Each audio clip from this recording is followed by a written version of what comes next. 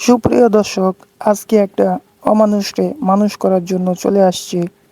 এই ক্যাবিনেটটা আপনার পুরাতন হয়ে গিয়েছিল, কালার একেবারে ডিসকালার হয়ে গিয়েছিল, যেই কারণে এটাকে চকলেট কালার বার্নিশ করা হচ্ছে।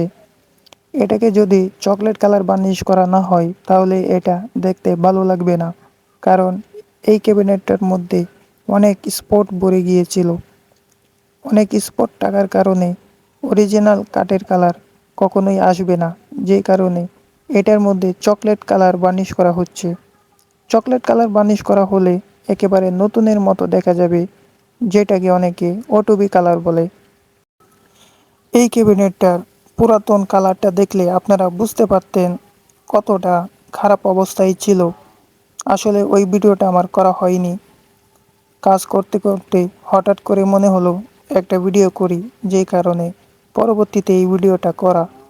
আগের ভিডিওটা দেখলে আপনারা বুঝতে পারতেন। তো আপনাদের বাসায় যদি পুরাতন কাঠের ফার্নিচার থাকে তাহলে সেগুলোকে আপনারা কাঠ কালার রং না করে এরকম ওটুবি কালার মানে চকলেট কালার বার্নিশ করতে পারেন, তাহলে দেখতে অসাধারণ লাগবে। আর এটার মধ্যে কিন্তু অনেক কিছু ভাঙা ছিল, যেগুলা ঠিকঠাক করা হয়েছে। আপনার ডালাগুলা ভাঙা ছিল, তারপর এখানে গ্লাস নেই, গ্লাসগুলো ভাঙা, এই গ্লাসগুলা নতুন লাগাতে হবে, তালা লাগাতে হবে। সব কিছু কমপ্লিট করার পর এটা কিন্তু দেখতে অসাধারণ হয়েছিল, একেবারে নতুনের মতো দেখা গিয়েছিল, যে এই ভিডিওটা আমার করা হয়নি।